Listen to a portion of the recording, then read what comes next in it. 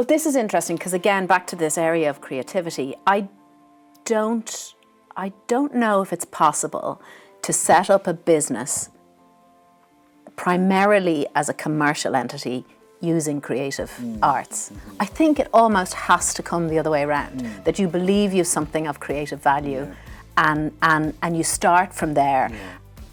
And the model and the success and the revenue has to come out of that if the product is right. I mean, I think if you're a business person coming in, oh look, I'd love to start an animation company, very hard for them to survive because it takes so long to get a foot in and to get known that you just have to be passionate about what you're doing. Because I think we notice that most of the creatively driven studios that are around the world making films, or the more successful ones, I would say, are ones that were started by creators who have a desire to tell stories and make things. That's the whole point.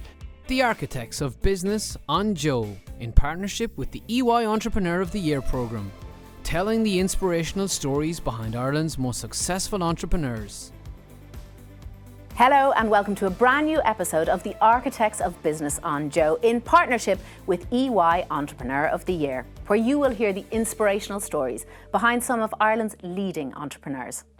I'm your host, Sonya Lennon, and today I'll be talking with Paul Young, the founder and CEO of Kilkenny-based studio Cartoon Saloon.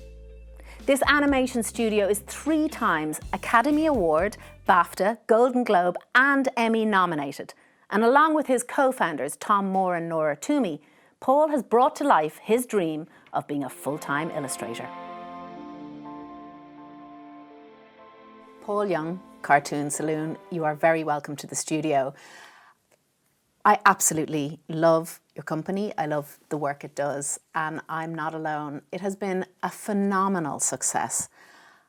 I would love to know what led you to this path, and I think it started very early on. It really is as simple as the love of drawing, am I right? Yeah. I mean, when I was in school, I did a lot of drawing, and I did a lot of drawing in my copybooks, and I had no real art class in school, but I drew a lot just looking at the exercise books. Some of them had fantastic illustrators in them, some great, the French books in particular. I think Salou had a great cartoonist called No, and then my brother came back from Australia with a bunch of Calvin and Hobbes collections and Far Side, and so I really wanted to be a cartoonist first. So I studied a lot of artists and illustrators, and went to, like, when I was in St Mary's in Boyle, I had to go down to the convent with a friend of mine for 2 classes a week to do an hour of art. So did that for the Leaving So Cert. there was no art class available in the No, not in the at the time. school? Not in the boys' school. There was mechanical drawing, which was good. So my choices on the CAO were pretty much, I thought architecture, that involved drawing, so I put down architecture, and then I discovered art colleges in Belfast and Dublin and stuff like that, so I applied for a few art colleges. So I did the Leaving Cert and then went up to Belfast and studied illustration and combined studies of art and design, which was a mixture of doing a bit of ceramics. It was really, I did a foundation and then a degree in combined studies of art and design, which is a little slightly faffy because it was a little bit an extent. So it was, but what was lovely about it was there was an awful lot of film study within that course. So you could write a lot in that course. So there was a lot of critical thinking, as we spoke a little about earlier. So there was critical thinking about film and art. So we had to write a lot, actually, of essays in combined studies of art and design. So I wrote always about film music or film, and then practically was drawing a lot. So I did illustration. So this nice, so wound up, the animation is kind of a nice combination of film studies and art and animation.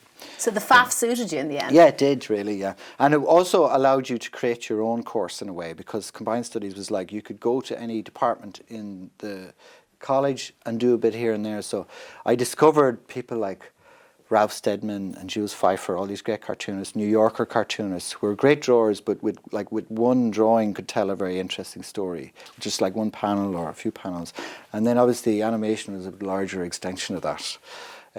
So I was able to then do ceramics for bits, and I also did some printmaking. So you could kind of make your own course. And then the last 2 years, I've sort of focused on illustration and film studies.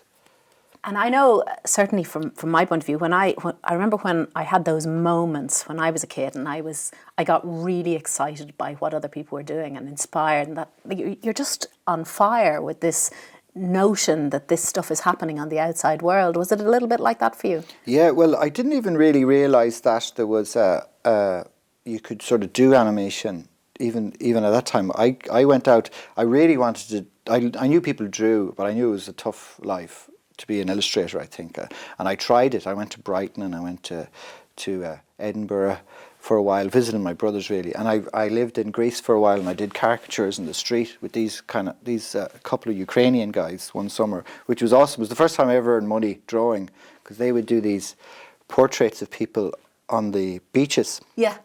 And they would take about 15 minutes doing a portrait, and I would sketch the people watching them, like kind of caricatures of the people watching them, and sell them for a $5 a pop, which was great. Oh my And goodness. I'd buddies working in bars and restaurants who couldn't make that in a night. So I was earning more than my friends working in the restaurants just doing drawing the streets. So I thought, gosh, you know, you can make money drawing. And were these guys... this is when I was young now. No, I get it. But was this... Did that grow organically, or were you working with them? I was working in a Slovakia shop across the road. This is like over like a few months. This is like a long summer holiday when I first realised, I can make money drawing, right? So I was working in a kebab. We first arrived supposedly having work. A friend of mine, Kevin, who did an Erasmus scheme in Greece, had lined up all this work for us. Poor old Kevin. And we arrived. Are you still friends with Kevin? Yeah, he's one of my best friends. I saw him only the other day. He had lined up work in a bar for us in Greece. And the four of us went over. Thought this was great. We arrived there, and your man says, "Work? We have no work." And so we were like stuck. None of us had any work, and we were at a place called Paros. Yeah. And so what we decided was, myself and Gavin and Kevin went back to the apartment, and Martin, and we made sandwiches, because we knew all the English tourists and the British tourists were going to be coming out of the nightclubs, and there was very few places to eat. There was one place, I think, had a deal with the police that he could open up late. So we sold sandwiches for the first night, because we really didn't have much cash for our long summer in Greece. So we sold sandwiches, thought this worked out great, and then the police shut us down. We were like, got in trouble. So then, how many nights did the sandwiches last for? It was 2 nights, and then we got shut down. I love that story. I love it. And then myself and Martin started working in a Slovakia shop. Gavin, I think, worked in this. We started working in a restaurant, and Kevin as well. And I saw these guys across the street from this Slovakia shop, which weren't earning much money. And that guy who ran the Slovakia shop, he also got shut down by the police, because the police were paid off by the guy up the road. So it was tragic. So he hired the two of us, and I felt sorry for him, because he was getting shut down, like told to close early before all the revelers came out. So I tried to say, I says, look, I can try my hand across the road with these Ukrainian guys drawing, and look, you don't need to worry about paying me anymore. I think his name was Papas. Papas was what we called him. So I went across the road to the Ukrainian guys, and I discovered I could earn so much more money drawing directly to the tourists. So anyway, that was my first foray into business and art. Wait. So I need to know about the negotiation with the Ukrainians. First of all, they must have been worried that you were coming in on their patch. Oh, no, not at all, because I was complimentary. You see, so I went next to them, and I drew one of them first. I says, "How do you like my drawing of you?" He says, "That's a very good caricature."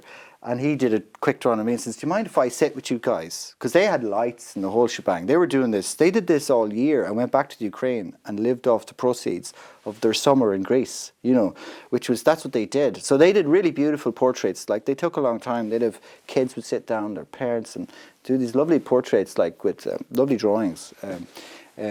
But I would do like just a marker. A snapshot. Just a marker, and might draw the dad watching the kid being drawn, and then I'd say, "Do you want this too?" So I drew more people, and they drew people. So I would draw the people who want the caricatures, and sometimes the guy getting the caricature or the portrait wanted then a quick caricature, and vice versa. So it worked out.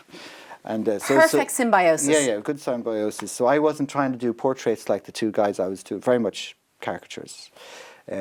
So yeah, that was my first business foray, and then after that, I decided it might have been during my time in Belfast. It was one of those summers, when you go off for the summer, and then I went to try to do illustration in Brighton, but I wound up working in a cinema most of the time. Okay. So I worked as an usher, And then my dad... Again with the movies. Yeah, with movies it was good. So I watched a lot of movies. And while I was in Belfast, I had friends who worked in the QFT.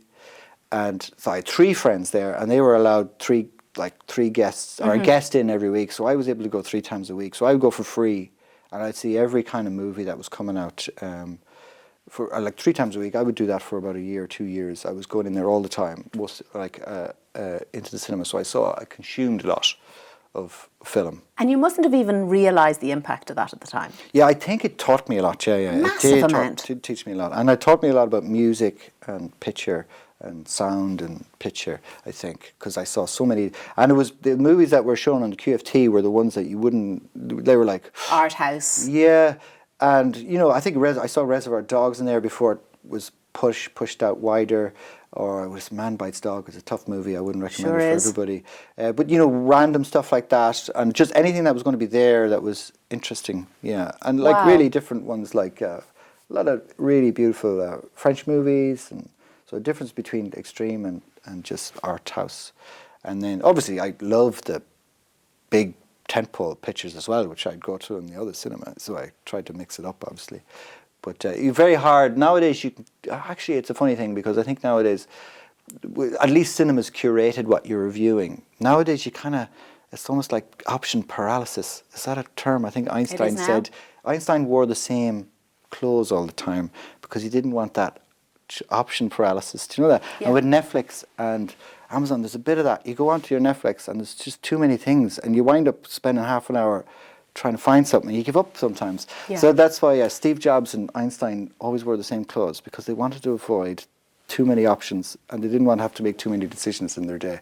So because I think if you use your brain power to make those decisions, you're actually taking away the ability to use it for more important stuff sometimes, Sorry, I didn't have a ramble. Not at all. There is no rambling. There is no rambling. This is a dive in. This is your world. Yes. So Ballyfermot.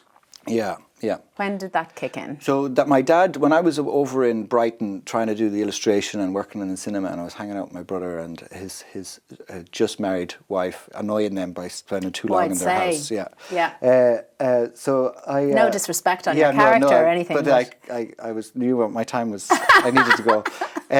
So Ballyfermot, my dad said, look, all these people are being employed by Disney, are hiring all these people from this animation school in Ballyfermot. So I sorted out, and by this time I'm in my I had a degree.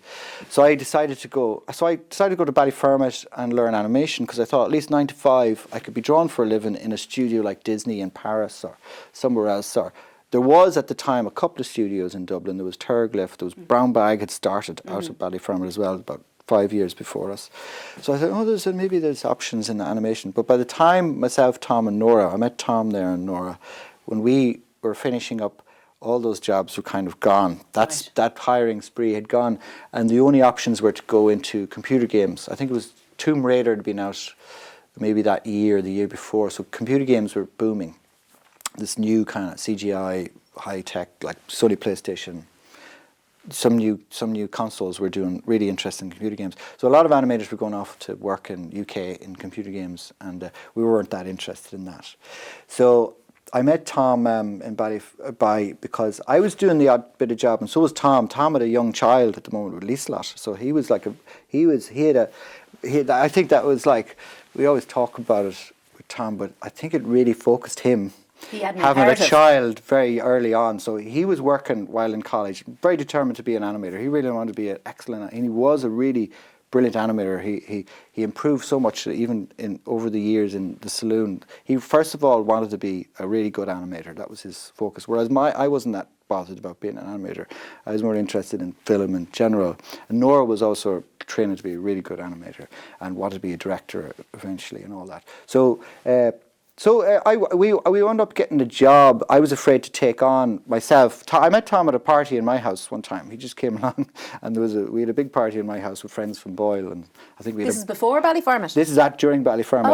Okay. I lived with some friends of mine from home in Boyle in Dublin, and we had a big party one time, and Tom came along. We started chatting, and I was worried about this job, not being able to take on the CD-ROM I was doing the illustration bits, and my brother-in-law introduced me to a guy, and Tom says, no, let's take it on. I can do the animation bits, and sure, we're surrounded by animators. So we just roped in our classmates to finish the job at night. So we started to do CD-ROMs, and then web design stuff. Do you remember the original internet boom where people paid for well, there were no birthday templates. Cards. There was there was you would buy a birthday card and send it to your mother or your cousin in America, and so we started the business doing that kind of stuff. So by the time we all graduated, Tom had this idea with Aidan, a friend of his from Kilkenny as well, for making a film about the Book of Kells. Not quite sure what it was going to be. It was quite the story yet, but we did hear that it would take you a very long time to make a film. So he says it's take you an average of 7 years to get a film off the ground. So we may as well start now. So that's how we started. So we went down to Kilkenny with some free space from the young Irish filmmakers, Mike Kelly down there, offered us this floor above, which is in an old orphanage in Kilkenny. And so we went there, we had free space for the summer, and we got started, and we started doing these e-cards and reaching out. And I happened to be the only one I had to be the one sitting in front of the one computer and phone. So I sort of became the boss. No, the travelling salesman, really. Really? Yeah, so myself and Tom were sole traders at the time, and then so that was 1999. Yeah. And where did Nora come into the equation? Nora, I tell a lie, that wasn't my first foray into animation, because in my second year I met Cathal Gaffney at a pub as well, who owns Brown Bag, also an EOI member actually, finalist. And I met him through an Apple guy who was a second cousin from Cork, who was trying to sell Cathal Apple products. And he says, you should come along and meet this guy, he does animation. I didn't know about him. And so I met him, I cycled out to the pub as well and chatted to Cathal. And I says, geez, I've got a big portfolio of loads of characters. I think there's a storyboard I've done that might make a good late night comedy for somewhere. So he's all come in the next day. So we actually cycled home together. And I went into Cathal the next day and I showed him this comic strip I'd done about these two guys in a bar chatting called Barstool. It became Barstool, sort of Chinese whispers. And then so Cathal went out and managed to sell that to Atlas TV, which went on Atlas TV, which was a late night show back in the day. So it was like a black and white. I remember it. Black and white about two guys, and one guy just kept talking about his life as the guy who made the moving statues, and Chinese whispers, as drunk guys might say in a bar. So that was a very small concept. So I was a creator of that, so I would do the backgrounds. So I was frantically every week, while in college, working with Tom, I would draw the backgrounds to the show. And Nora, who Tom knew because she lived above him in Dublin also, but she was a year ahead of me, I think. I think she was a year ahead of me, Nora, at the time. She had just got a job in Brown Bag as an animator too. So we got to know each other there, but she was good friends with Tom. So Tom said, when Tom graduated, because he repeated, he passed very well his course. This is how dedicated Tom was to being an animator. He decided to repeat the final year because he didn't think he was good enough. Even though he got it. He had got it fine and he'd done great. But he says, I don't think I want to do crack at the final year again, because he wanted to do a better short film. So anyway, by the time I was graduating at the same time as Tom then, so we all moved to Kilkenny, Nora as well, and her husband, and a few other, about maybe 12 of us from that course, to try and make Secret of Kells, which would become the Secret of Kells, and at the same time being subsidised by these e-cards and a little bit of CD-ROM work. So that was the genesis. Yeah. And then we went on then to finally raise some money for the Secret of Kells, which is like a big. We had no idea how to do that, but we got advice from certain people like Jerry, who's now Jerry Sheeran, who's now our managing director. I remember that was a nice story too, because we went into Jerry and asked his advice. We want to make this film. He was the only one making features in Ireland. He had done a co-production with Denmark on a film called Help I'm a Fish, which was a 2D film which was created, I think, in Denmark, but Jerry used to work in Sullivan Bluth, and when Sullivan Bluth closed down, Jerry and Russell Boland, who's now in Google, came together to create movies. Well, actually, this because this is the beginning of everything then. So let's take a moment, take a break, and come back and dive right in. The Architects of Business on JOE, in partnership with the EY Entrepreneur of the Year programme. So, Paul, the beginning had started. You were literally at the beginning of the beginning. Yourself, Tom and Nora, and a brilliant idea. Yeah. Well, it was a few of us too, but I think ultimately we had this ambition to be very like this is like a flat structure. This is everybody together in a very socialist structure. We're like a co-op. Yeah. But we realised we really needed to have a couple of people who were going to be looking after this and strategising for a number of years. So we formed a limited company initially between myself and Tom, and then brought in a couple of people on the way who, like Nora, and then Ross Murray, who's a friend of ours, but he moved to France and stuff. So a few people. So the core now is pretty much myself, Nora, Tom, and Jerry as a managing director, who we hired later. So that's we started the business then in properly 1999, I think. That's a lot of people at the top. Yeah, it is actually. Yeah. It was originally just myself and Tom, and then Nora. So we did have this kind of wider board, and over the years we sort of found our feet.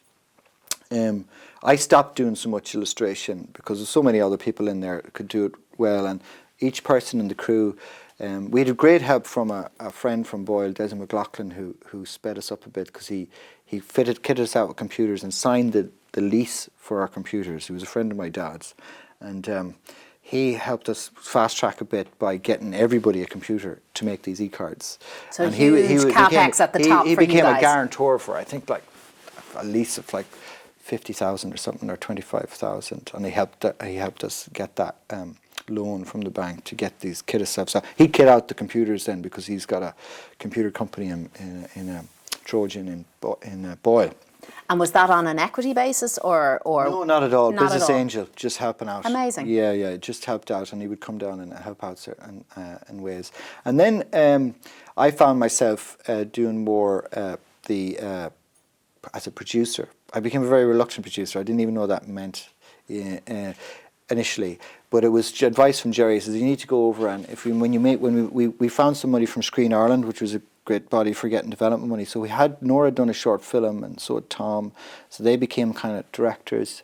I became more a producer, and so I found myself traveling a lot to festivals to try and find out who do we work with, how do we raise €6 million to make a animated feature that's going to take us 2 years, or how much will it cost even? It must have been how much will it cost and how long will it take at that stage? Yeah. I mean, we even just doing budgets, we kind of could do budgets for small things, but even doing a budget for a feature film was difficult. So I met with people like Jerry and other people in the industry. Not many people were doing feature films. So we went to one of our big movements was we went to Berlin. Jerry says you need to go to Cartoon Movie. It was like a forum for pitching feature films among European producers and distributors. So run by Cartoon, which is an organisation around Europe, which is funded by Media, Creative Europe. You'd go there and you'd have 40 minutes to pitch your film in front of a group of people. Now, there might be another room that's in competition with you. So in the morning and in the breakfast, they show a trailer. And then if you can get, and then you try to get with your little teaser trailer that everybody watches while they're having croissants, your sizzler, you might get people into your room. Now, unfortunately, there was a finished film, a French movie, which was in competition with us. So nearly all the French people who had all the money, France has great budgets for movies because they have a great system there for giving independent movie makers back their money off ticket sales from the cinema. Fantastic. Another long story. Yeah, another long story. But so a lot of people were involved in that, so they were at that. But I did manage to meet on the bus on the way in, and I thought, gosh, this was clever of me, Paul. And when I came back, Tom said, good producing. But I felt, I'm not so bad at this. So I wasn't afraid of talking to people because when I was bigging up stuff that Tom did in Nora, it's not trying to blow your own trumpet. You're easier. Blowing other people's. And I do know, as an artist, I know what is good, and I know that what they're doing is really good. So, and what we had done was really I thought it was pretty impressive what we had done as a trailer, which we'd spent a long time on. It was just like a 5-minute thing. We managed to get Brendan Gleeson to do a voiceover on it. I met him at Galway, just randomly as well. I showed him. That was another big break for us. Was like I showed him his character from a little book. I managed to see him. You knew it was him? I knew he was going to be speaking at... We knew we wanted him for the role. I knew he was going to be speaking at Galway. It was right around the time he was doing... he'd just finished AI, I think, and Gangs in New York. Yeah. Was about to come up. He was about to do Gangs Hot in New York. property. Yeah. So he did a great Q&A in Galway. So I met him afterwards and I showed him, and he says, "Oh, that looks class. You're doing animation." "Certainly, I'll do it." And he gave his agent's number, and I did ring the agent. I probably didn't persist enough, but randomly he rang up one morning, and he rang me up in the morning about 7 o'clock in the morning. He says, "Whatever happened to that animation?" And I said, because funnily, Ireland being so small, our neighbour in Boyle played music with him in Boyle, and I think my dad had says, "Oh yeah, I think Paul was trying to get in touch with Benedict," and he says, "Oh sure, I'll poke him," and he did. So he rang me up. Amazing. So they're all nice connections. You've these got to love weird Ireland for that, connections. though, don't you? Small world. And so he says, "Oh, I'm going off to shoot this Italian movie, this mini movie, Gangs in New York." He says, "Yeah, we're going to pitch the show in Berlin."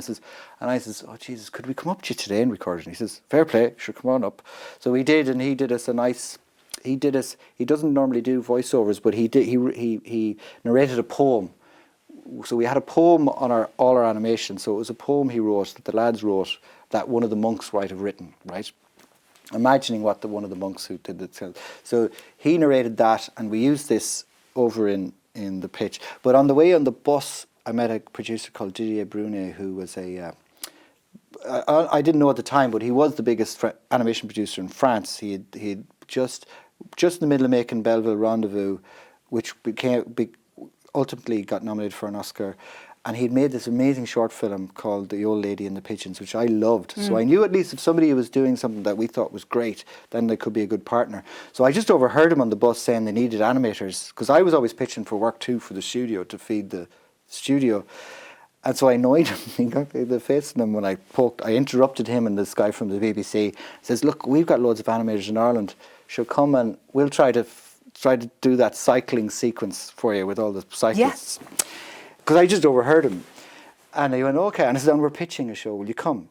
We're pitching something." He says, "Okay, I'll come." And so he came, and they were the only two important people. There was a few people in the room, but they were the only two important people. There was a guy from the BBC, and right after at lunch, he says, "I want to co-produce your movie." And so he kind of talked to me, and he could hardly speak English. So what was lovely was then even after, he says, "All my French friends are in the other thing, but in the hallway we'll pitch it again." And so I just did it in reverse, and I pitched the whole film again to all these French distribution companies in the hallway, and he translated in French, tried to do it, and then we just said, "Sound, thanks," and he went away. And it still took us like 5 years to get it together from that moment, or 4 years maybe, to get all the money together, because he was in the middle of that film. But we kept in touch, and we found a Belgian partner. So I discovered how you pull, like, I think at the time it wound up being €8 million to make a feature film using France, Irish and Belgian money. Amazing. And just put it together. So learning absolutely on the hoof, doing it. Yeah. And continuing to go to those markets. And that's what I always used to say to young producers, is that even if you have nothing to sell, go and show up. Go and show up and meet people. Because then when you do have something, you'll know some people, and you'll have that network. And it's fun doing that stuff as well, if you can manage to afford it. To get over there, which you can scrape money. Myself and Tom used to go sometimes, and Ross. You can always make sandwiches at night for the people coming out of the pub. Yeah, we'd be camping out or in the same room, and for years and years and years until we finally, I think there was a point, myself and Tom wound up at the Oscars. It was funny. We automatically went up to the same hotel room, and we realised we had 2 rooms in this fancy hotel, and they booked us 2 rooms, and I was there suffering Tom's insomnia. And then we realised what are we doing? We're older now. Why are we sharing rooms still? And we found out they had given us 2 rooms. We had a lovely other room there, so we just weren't used to that. Very but funny. It was a kind of, we realised, oh look, from now on, we can afford to get our own rooms. Let's mind ourselves. Yeah, let's mind ourselves. Yeah. So there's so much to talk about there, and I suppose Kells was the beginning. Talk to me about the chronology. What happened from then? And very, very quickly, the brilliance of your work got recognised. Yeah, we were very. Well, I mean, we really. I think the thing was with Secret of Cows creatively, we wanted to do something different. I think we realised if we tried to imitate a lot of the time, even when Secret of Cows came out, there was a lot of CGI was coming in. Pixar was doing amazing stuff with Toy Story, and then DreamWorks were doing these amazing CGI movies, which cost so much money, really. And a lot of Europeans were trying to copy that.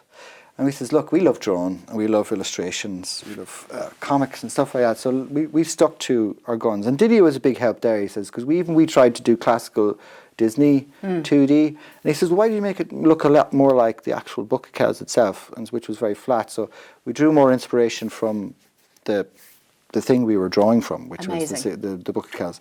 So that helped us create a kind of unique look. And I think if you're a small independent producer of anything, really, film or product or anything, and you at least look interesting, you'll stand out even if you haven't got the big marketing budget. So if you do something, so obviously we did go for trying to get nominated for an Oscar. I always thought with the new animation category for feature films, they're going to always pick an indie. They like that it can't all be the studio film, so I want to get the indies too. And the people who nominate those, the Academy who nominates feature films, they're for animators themselves. The people who nominate, they're also animators. And a lot of them old guys who are 2D guys. So we went to LA and we got offered to screen it at an event in November. We had it with another distribution company who wasn't coming in with the money. So we got out of that deal. And our sales agent who we met, that Didier knew, hooked us up with G-Kids, which is this guy who wanted to distribute independent films but had only run a New York Kids Film Festival. So we partnered with him quickly on the guarantee that he would at least try to qualify us for the Oscars, which only meant you had to screen it for a week in LA.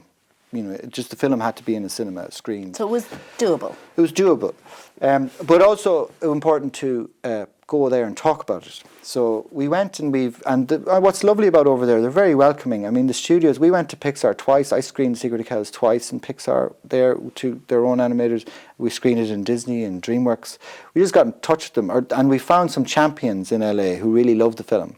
And so they would share DVDs with their friends. So just grassroots, very grassroots kind of like. With the people who mattered. With the people who lived in LA, who were working in the industry, who said, Jesus, this should get. And back then, they all had to go to a cinema and watch one film after the other. So they might have watched like Secret Kells after watching maybe The Smurfs or something, and then go, well, look, if I'm going to mark something out, I want to give this one a chance. So we got, first of all, recognised by the industry we were in, by the animators, and then, so the nomination was also a very good marketing tool. So G-Kids then were able to do a good DVD deal with Universal.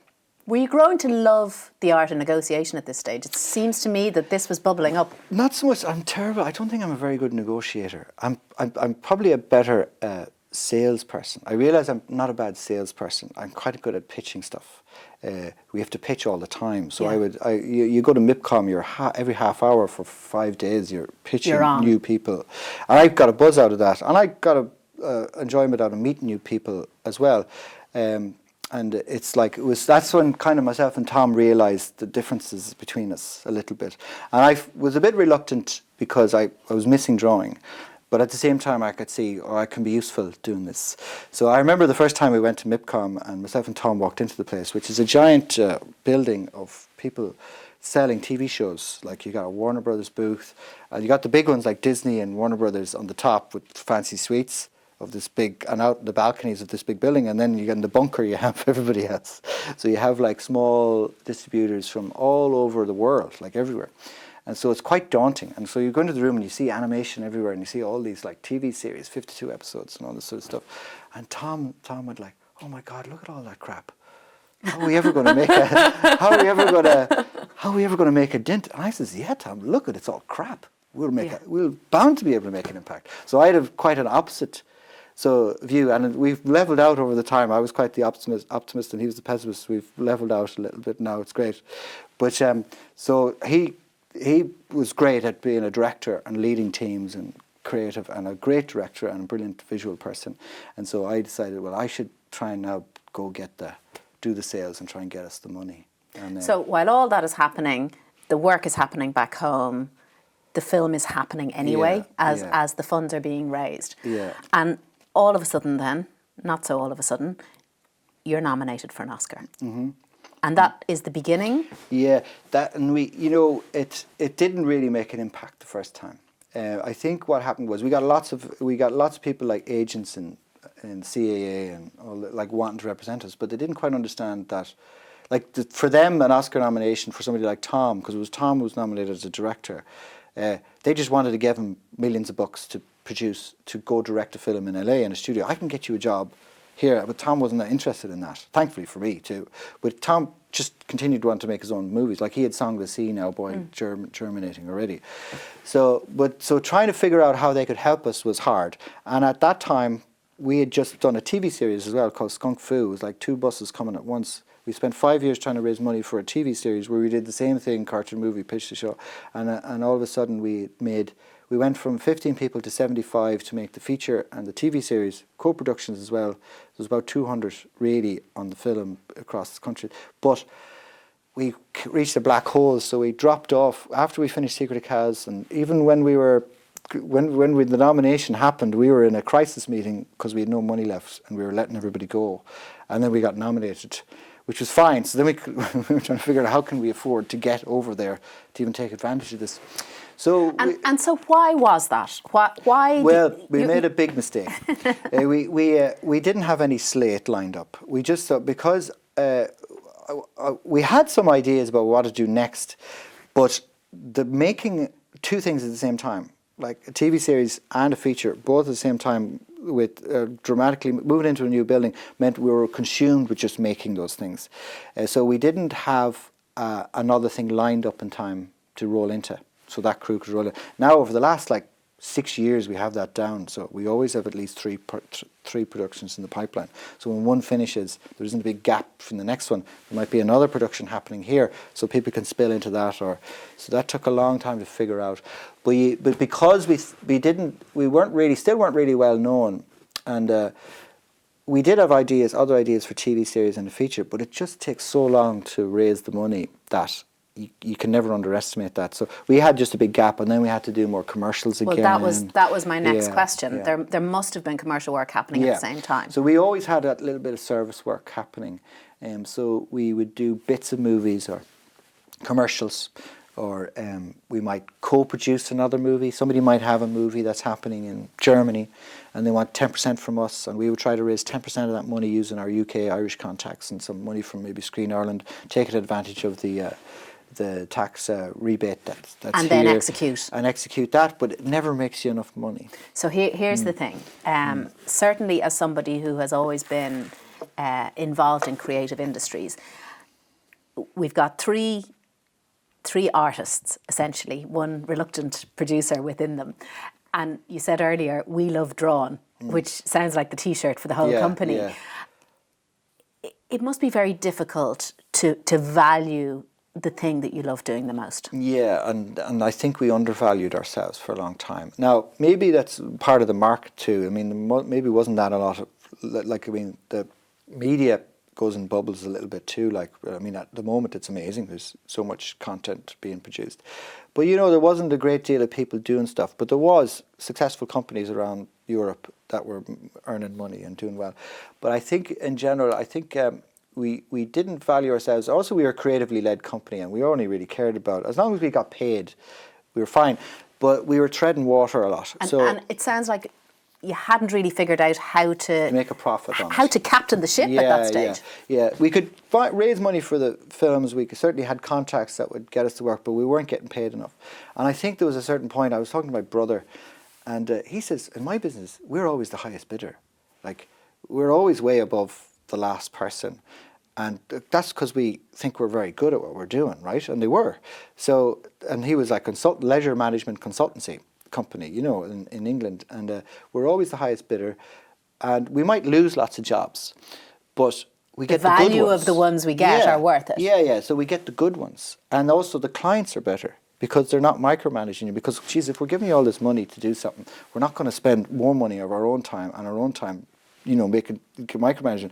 So we had a bit of a change. I said, look, when we're doing a budget next, just add some more onto it that values what we're doing.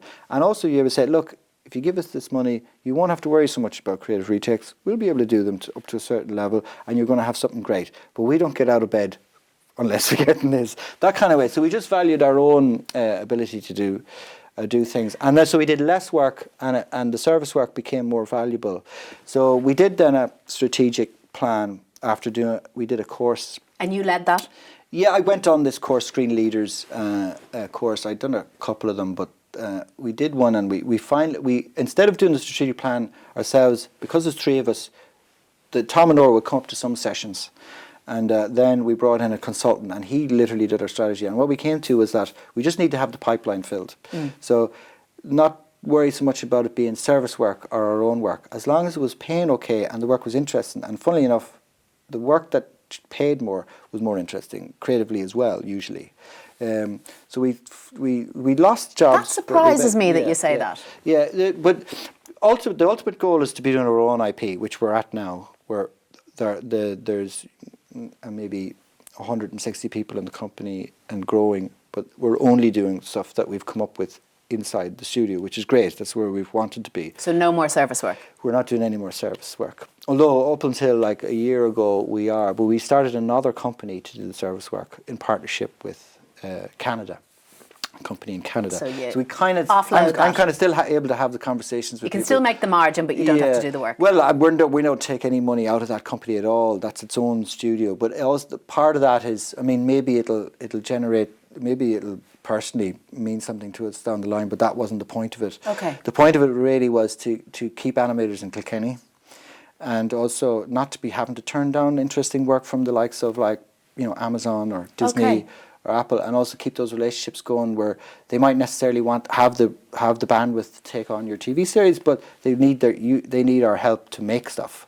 So is that a separate company owned by? Yeah. That's owned by Cartoon Saloon and Mercury Filmworks in Canada, and it's called Lighthouse. So that has 77 people there now, and that's just finished its first show for Amazon, onto its second series for Amazon, and we'll be doing another really interesting series. Funnily enough, by one of the creative directors in there, her own pitch might become the next show there too, which is really interesting. So it just means we have Cartoon Saloon and another studio, and it means that when we were in Kilkenny, we were kind of the only place people could work. We weren't getting many Irish people coming down from Dublin. We were getting loads of Europeans because we're kind of the 2D place in Europe, 2D draw. So we get loads of amazing artists from Europe. But because there's so much work, there's a few studios in Dublin, hard to convince somebody to come down from their apartment. Yes. Although it's cheaper. But we have done now because there's more. Now we have two studios, so it means that when a project might finish after 2 years in one, they have plenty of time to figure out what might be going on next door, or vice versa. You know, so they could. So now we've over the last 3 or 4 years we're permanently employing people. So like there's people we aren't hemorrhaging people because a project might stop. So you have that pipeline of opportunities so in two different areas. The big plan is to always have enough work that we can keep training people. So now we have people who are supervising animators or head storyboard people who are now learning how to be directors, who are directors, and also on the production side as well. So how did the relationship with Entrepreneur of the Year come about? I think somebody in Kilkenny must have put us forward. Maybe somebody in Ulsterbank or something suggested us, and then we got an interview. We got asked to, would we mind doing an interview? I mean, I suppose I never saw ourselves as entrepreneur. I always find that word kind of strange. It sort of feels like an entrepreneur starts businesses and sets them up.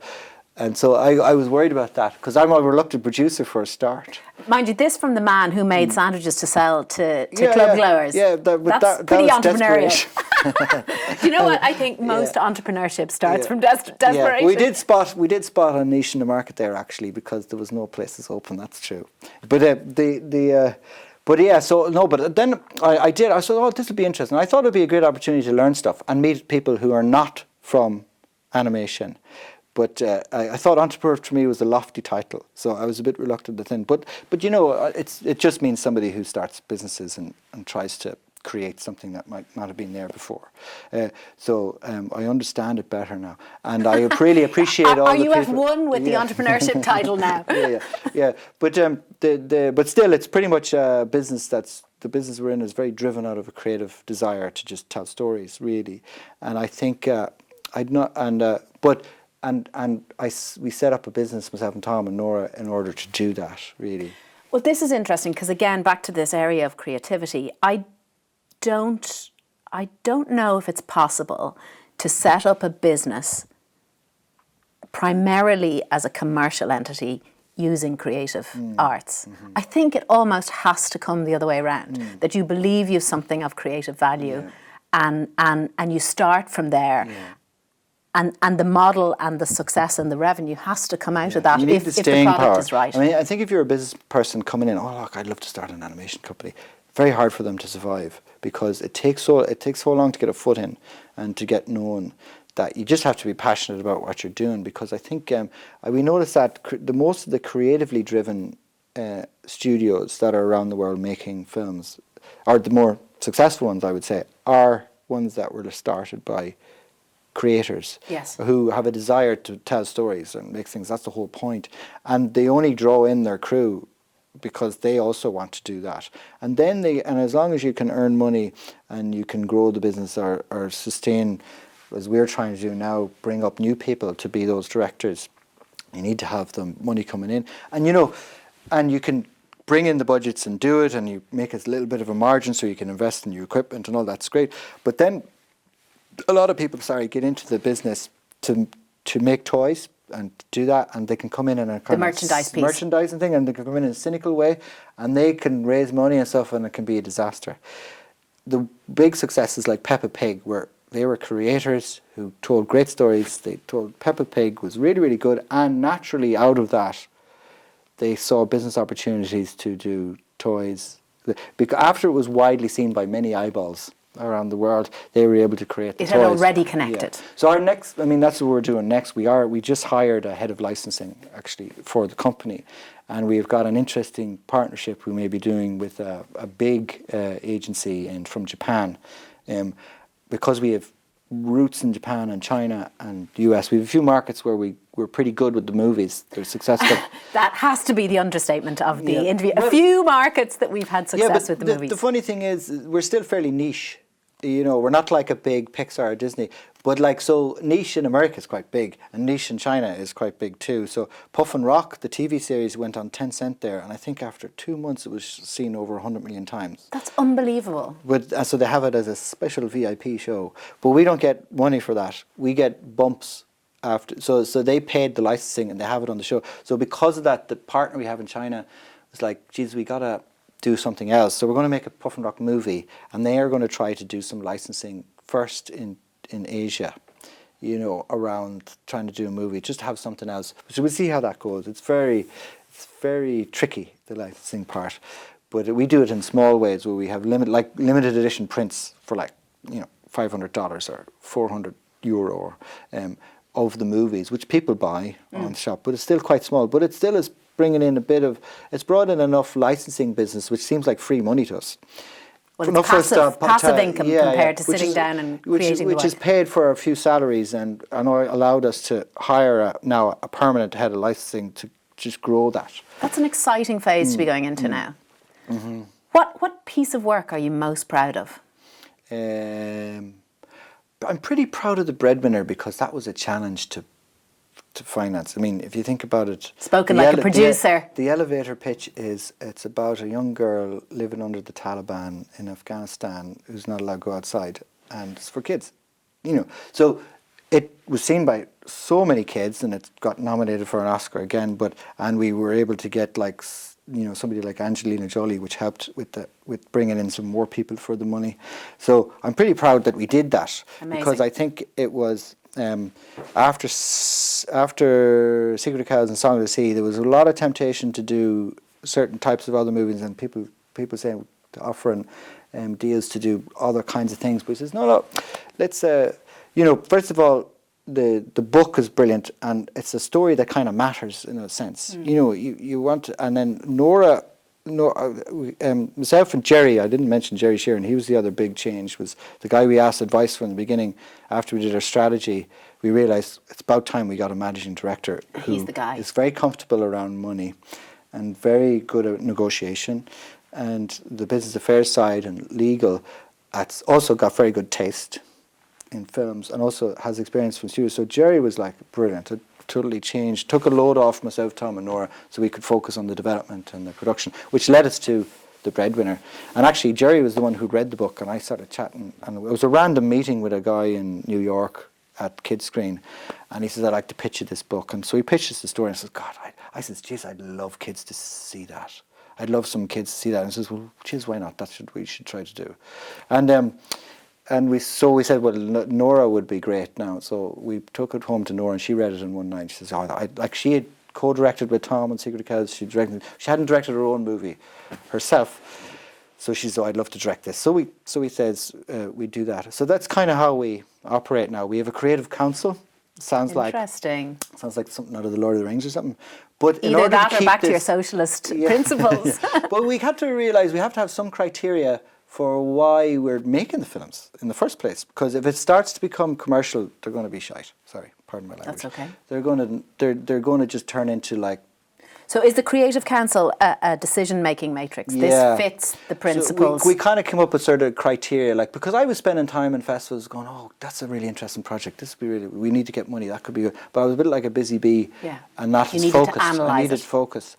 So critical thinking on what we do next. So we had some criteria we came up with after. We have to have creative control in Cartoon Saloon.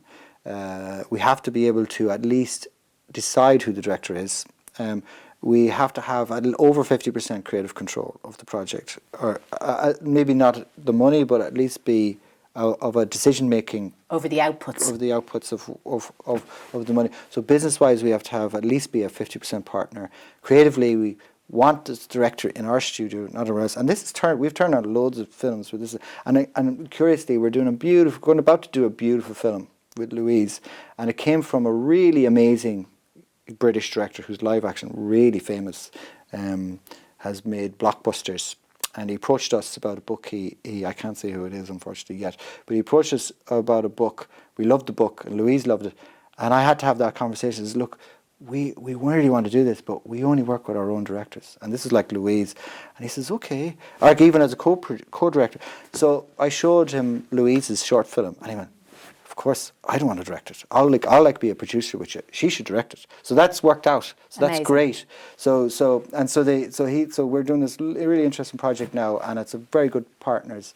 So we have a criteria where we have to have creative control. We also so we have this creative council. So when somebody might pitch a bit in a book, generally speaking, we prioritise a person's idea. Like Louise's, if because I could see that she was going to be a good director, I says, you pitch us 3 ideas, we're going to try and do one of them. She didn't quite know this, I said it the other day. She says, I would have pitched loads more. But ideas are kind of worthless. You know, ideas don't mean anything. Ideas without execution are kind of, like, I mean, people pitch me ideas constantly, and I says, look, I'm not going to spend 5 years making this idea unless the director who's going to execute it and the team I know very well, I know can do it. So that's what we focus on. So the team around the table, I would trust to execute anything.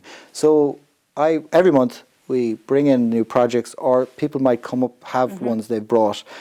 And if somebody around the table is passionate, like really passionate, like 7, 8, 9 years of their life worth passionate to put into it, which I keep reminding them, and one, myself, Tom or Nora also, then we'll pursue it. Amazing.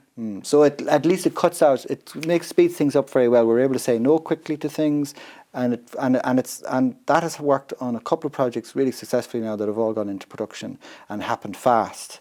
Yeah. You're a very different company now than you were when you started. Oh yeah. Well, pretty much the same people, but it's just easier for us creatively, having Jerry and having a whole accounts team and having more partners worldwide, having a few more people we can reach out to. It's taken a bit of a load off us creatively, so we can really focus on the creative side. Yeah. I have one last question for you, Paul, and it really has to be a sort of a one-line answer. Why is Cartoon Saloon such a success? I think the creative integrity and that we love the stories we're telling. I think it's important. Like, we focused on the stories that matter, you know. And to us. the We Love Drawing t-shirt. Oh, and we love drawing. Yeah. Paul, it's been an absolute pleasure talking to you. Thank you so much, and can't wait to see the next film. Okay, thanks very much. Thanks for listening to Joe's Architects of Business in partnership with EY Entrepreneur of the Year. Thanks to all the team here at Maximum Studios and of course to my guest, Paul Young. If you haven't already done so, please do subscribe to get a brand new episode of this fabulous show into your feed for free every fortnight. I'm Sonya Lennon. Thanks for listening and talk soon.